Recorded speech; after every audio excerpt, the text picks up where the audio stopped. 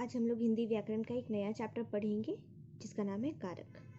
तो सबसे पहले जानेंगे कारक कहते किसे हैं। तो संज्ञा या सर्वनाम के जिस रूप से उसका संबंध वाक्य के अन्य शब्दों के साथ प्रकट हो उसे कारक कहते हैं। इसका मतलब ये है कि संज्ञा या सर्वनाम, संज्ञा मीन्स नाउन और सर्वनाम जो उसके बदले आता है, ठीक है, ये दोनों का रिलेशनशिप अगर किसी दूसरे शब्द के साथ हम लोग को पता चलता है, प्रकट होता है, तो हम लोग उसे फिर कारक कहते हैं। दूसरे शब्दों में हम लोग कह सकते हैं वाक्य में प्रयुक्त शब्दों के साथ क्रिया के संबंध को कारक कहते हैं। मतलब क्रिया का जो संबंध है, जो भी काम किया जाता है उसका जो रिलेशन बताता है उसको हम लोग कारक कहते हैं। कारक के भेद, कारक के 8 भेद होते हैं।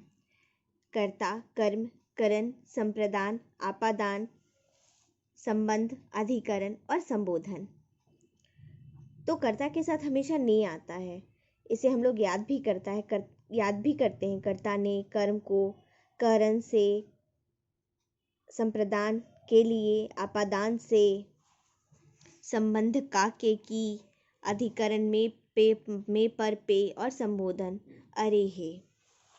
एक एक करके हम लोग इसको सबको देखेंगे। तो कर्ता कारक किसे कहते हैं? क्रिया को करने वाला कर्ता कहलाता है। जो भी क्रिया, जो भी कोई काम को करता है वो कर्ता कहलाता है, ठीक है। और इसके साथ हमेशा ने लगता है। वाक्य की क्रिया के साथ कौन, किसने लगाकर प्रश्न करने पर उत्तर आए तो वह कर्ता कारक होता है। जैसे रमन कविता पढ़ता है तो कौन कविता पढ़ता है। सलमा ने पाठ पढ़ा तो किसने पाठ पढ़ा तो सलमा ने, ठीक है। सिद्धार्थ ने सन्यासी को देखा, छात्र पुस्तक पढ़ता है, सोनाक्षी मयूरी अवश्य आएगी, सोनाक्षी मसूरी अवश्य आएगी। तो मतलब जहाँ से हम लोग कौन, मतलब कौन मसूरी आएगी या फिर किसने, ठीक है, किसने सन्यासी को देखा, तो जहाँ भी इस तरह की बातें आती हैं वहाँ पर हम लोग कर्ता कारक लगाते हैं। कर्ता के साथ हमेशा नहीं आता है। कर्म कारक, वाक्य में जिस संज्ञा या सर्वनाम पर क्रिया के व्यापार का फल पड़ता है वह कर्म कारक होता है। इसका चिन्ह को है। जैसे पुलिस ने चोर को पकड़ा, मतलब इसका जो भी व्यापार का जो फल है वो क्रिया पर पड़ रहा है। मतलब क्रिया के व्यापार का फल कर्म पर पड़ रहा है। कर्म मीन्स ऑब्जेक्ट, ठीक है। तो ऑब्जेक्ट इंग्लिश में जिसे हम लोग कहते हैं। तो पुलिस ने चोर को पकड़ा, तो किसको पकड़ा? चोर को पकड़ा। तो कर्म के साथ हमेशा को आता है। आशा ने गीत गाया, तो किसने गीत गाया? आशा ने गीत गाया, ठीक है। भक्तों को, पुजारी ने भक्तों को प्रसाद दिया, तो जहां पर भी को आता है वहां पर हम लोग कर्म कारक लगाते हैं। जैसे अलका स्कूल गई। करण कारक, जिन शब्दों की सहायता से क्रिया का व्यापार होता है, मीन्स क्रिया का कार्य होता है, उसे हम लोग करण कारक कहते हैं। करण साधन शब्द का पर्याय माना गया है। इसका चिन्ह से या के द्वारा है। जैसे शाहजहां ने सफेद संगमरमर से ताजमहल बनवाया, तो मतलब किससे ताजमहल बनवाया? संगमरमर से, ठीक है। इससे मेरा कोई काम हो रहा है, कोई व्यापार हो रहा है। यात्री ने डंडे से सांप को मारा, तो किससे मारा? डंडे से मारा। मतलब जिससे कोई मेरा काम होगा, कोई मेरा व्यापार हो रहा है, उस जगह पर जब से आता है तो हम लोग उसको करण कारक कहते हैं। पापा जहाज से कोची गए, तो मेरा जहाज से व्यापार हो रहा है, काम हो रहा है, तो पापा जहाज से कोची गए। छात्र फुटबॉल से खेलते हैं, मतलब उससे उसका कुछ काम हो रहा है। संप्रदान कारक, जिसे कुछ दिया जाए या जिसके लिए कुछ किया जाए वह संप्रदान कारक में होता है। इसके पर्क सर्ग को के लिए, के हेतु, के वास्ते हैं। मतलब जिससे हम लोग किसी कुछ काम को करते हैं, किसी को कुछ देते हैं, किसी के लिए कुछ करते हैं, तो यहाँ पर संप्रदान होता है। जैसे माँ ने पंडित जी को खाना खिलाया। पेट के लिए मनुष्य क्या क्या नहीं करता, तो किसके लिए करता है? पेट के लिए। तो जहाँ पर के लिए आता है, के हेतु आता है, को आता है, के आता है, वहाँ पर संप्रदान कारक होता है। जैसे नानाजी दादी के लिए वस्त्र लाए, मतलब किसी के लिए कुछ कर रहे हैं। भक्त दर्शन हेतु मंदिर गया, किस हेतु गया? दर्शन हेतु गया।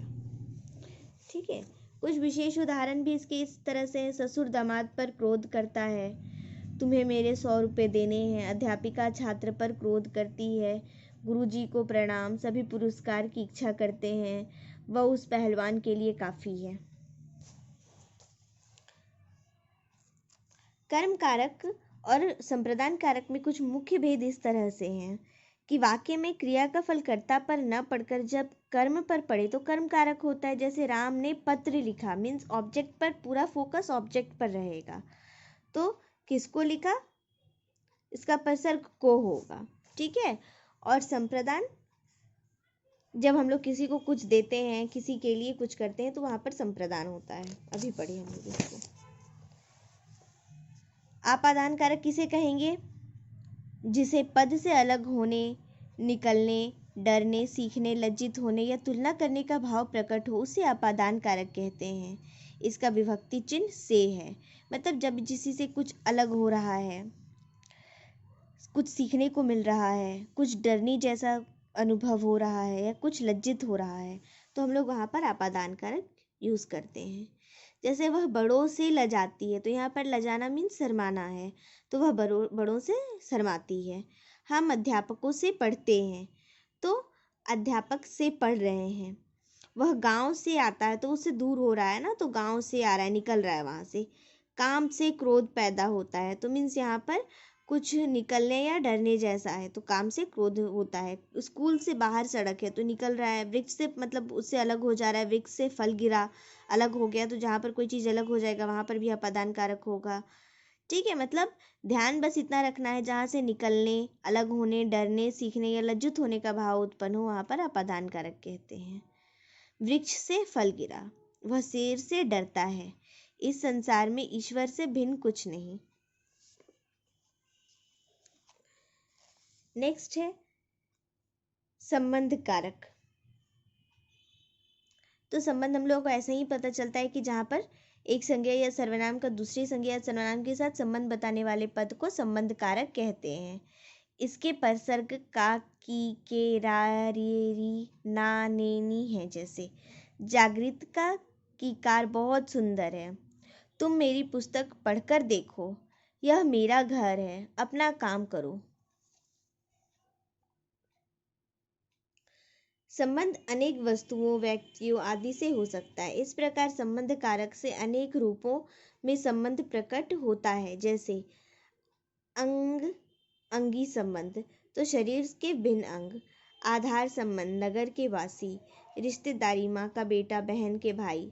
अधिकार, मेरा देश महान, हमारे प्रधानमंत्री। मूल्य, 100 रुपये का पेन।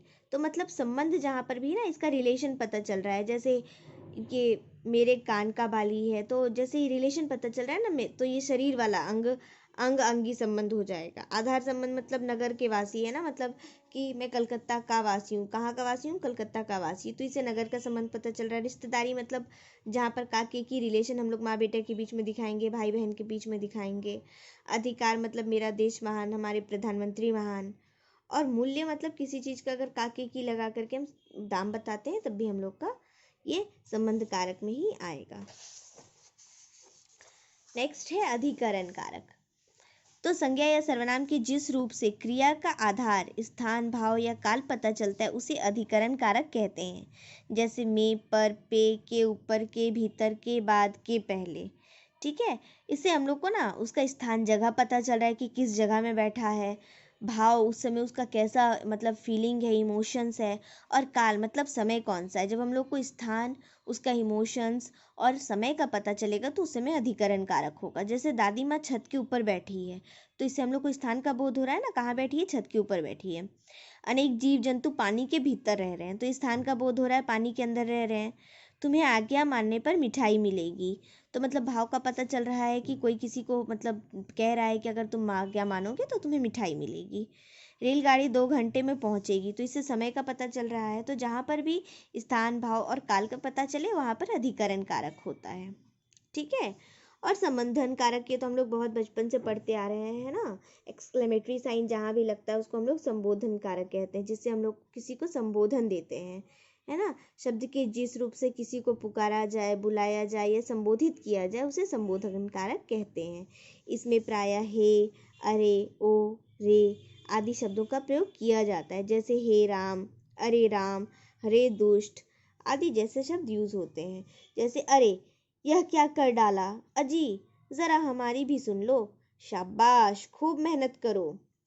हे वीरो, मातृभूमि तुम्हें पुकार रही है, वाह क्या छक्का मारा है, ओहो तू फिरा मरा।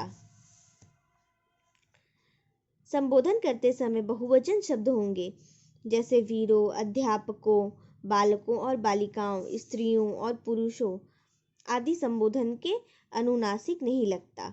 मतलब संबोधन में हमेशा बहुवचन ही यूज होते हैं। ठीक है, चलिए आज हम लोग का कारक का ये जो चैप्टर है वो समाप्त होता है। फिर से एक नए चैप्टर के साथ मिलेंगे, तब तक के लिए धन्यवाद।